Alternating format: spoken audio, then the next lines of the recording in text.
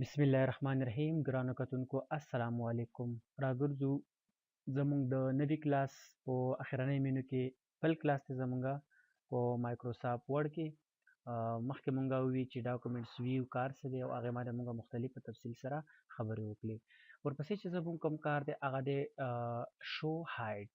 په شو هایډ کې لومړی دی زموږ سره رولر. د رولر په ذریعه باندې مونږ کولی شو چې هاریزنټلی ورټیکلی رولر مونږ شو کو او یا یې پټ کو یا یې ښکاره کو او یا یې بند کو. نو د دغې شو کولو یا هایډ کولو یا ان هایډ کولو دپاره به مونږ شو هایډ ریبن ته راشو او رولر نه به دا نښه زه لرې کړم. نو که تاسو وګورئ هاریزنټل ورټیکلي دواړې رولر زموږ سره د دې ځایګي نه ختم شول. اوس غواړم چې دغه زه واپس راولم. نو کلیک پرې وکړه، دا به واپس زموږ سره راشي. د رولر زموږ سره په پیج کې څه کار کوي، د څه مقصد دپاره مونږ دا استعمالوو. د رولر کار دا دی چې دا تاته ستا د پیج ستا د کوم ډاکومنټ سي د هغې د لیکلو سټارټ او د هغې د لیکلو اینډ تاسو ته ښیي چې ستا د صفحې دغه لیکل به د دې ځایګي نه شروع کیږي او په دغه ځایګي باندې به ختمیږي. که داسې تاسو راشئ ورټیکلي وګورئ نو د ټاپ نه تاته ښیي چې ستا لیکل به د دې صفحې د دې حصې نه شروع کیږي او همداشان تر دې حصې پورې به راځي زموږ سره. نو دا د رولر ډېر زیات اهم کار دی او دغه بیا مخکې وروسته کول دومره سپیس پرېښودل، نو دا مونږه په پیج لیاوټ کې په دې باندې مونږ ښه په تفصیل سره خبرې کړي دي. نو بیا به تاسو کسټم مارجن ته راځئ نو چې هر څومره سپیس بیا تاسو ورکول غواړئ د لیفټ رایټ ټاپ باټم نه تاسو بیا دغه رولر سیټینګ کولی شئ. دا اوس زموږ سره په رولر کې د رولر کار. بل دی زموږ سره ګریډ لاین. ګریډ لاین زموږ سره یو ټیبل شو کوي. که تاسو وګورئ لاندې تاسو چې ټرن آن ګریډ لاین ټو ویچ یو کین الاین آبجیکټ ان د ډاکومنټ، چې تاسو خپل دغه آبجیکټ څنګه الاین کولی شئ. او که زه په یو بله طریقه تاسو ته ویم چې ګریډ لاین زموږ سره یو بل دا کار دی چې کولی شي تاته د خپلې صفحې سټارټ او اینډ وښیي، لکه څنګه چې د رولر کار و. دا وګورئ د دې ځایګي نه زموږ د لیکلو هغه سټارټ دی او تر دې ځایګي پورې، یعنې دا رولر هم دغه کار و چې د دې ځایګي نه ستا د لیکلو سټارټ او په دغه ځایګي باندې اینډ. اوس لاندې تاسو راشئ مخه زړه خبره ده وګورئ. نو دا د دې ګریډ لاین زموږ سره یو ډېر زبردست کار دی.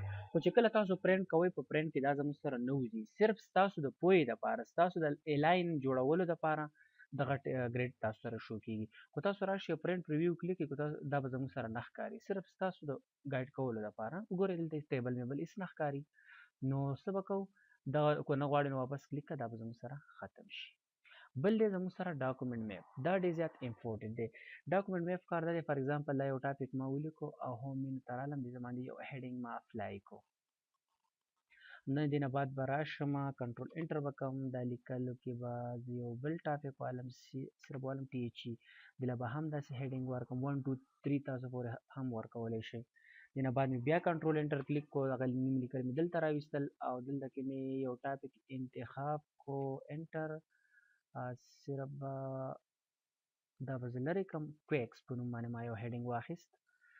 داسې تاسو فرض کړئ چې موږ یو غټ کتاب ولیکو. اوس زه غواړم چې په دې کتاب کې څومره ټاپکس زما سره موجود دي، څومره هیډینګز دي، هغه هیډینګ مې صرف پکار دي، نور لیکلو ته زما ضرورت نشته. او غواړم چې دغه یو ټاپک نه بل ټاپک ته زه ډېر په اسانۍ سره لاړ شم. نو دې کار کولو لپاره به تاسو ویو ته راشئ او ډاکومنټ میپ ته به نښه وکړئ. که تاسو وګورئ دې سایډ کې زموږ سره د کویکس راواخیستو، د کویکس د کویک صحیح ده، یعنی مطلب 3 ټاپکس فی الحال زموږ سره موجود دي. کوم یو ټاپک ته تلل غواړئ صرف هغه باندې کلیک وکړه او اټومیټیکلی زموږ سره راشي. نه زه کویک ته ځم نو زه صرف کلیک هر یو ټاپک سره موږ ډېر په اسانۍ سره کولی شو چې د ډاکومنټ میپ په ذریعې سره موږ دغه کار ترسره کړو.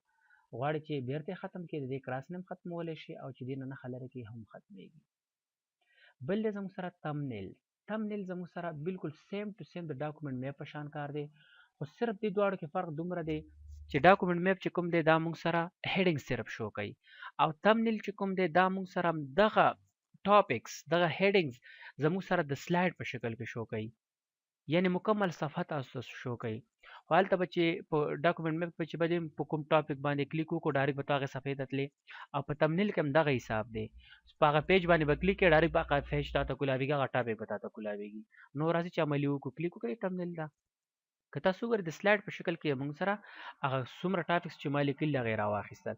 اوس که هر یو ټاپکس ته تلل غواړئ، کتل یې غواړئ، ریډ کول یې غواړئ، نو جسټ کلیک هغه به اټومیټیکلي تاسو ته په سکرین باندې شو کېږي. وګورئ صرف یو کلیک سره ډایرکټ راځي. او که یې نه غواړئ د دې ځای نه هم ختمولی شي او همداسې تمنیل نه نښه لرې کړه دا به هم ختم شي. دا زموږ سره په ویو مینو کې د شو هایډ کار. امید لرم چې په دې باندې به پوه شوي. نیکسټ چې کوم زموږ کار دی هغه زوم دی انشاءالله. په دې کې به زموږ سره بیا ملاقات کېږي. تر نه اجازت غواړو. د الله په امان.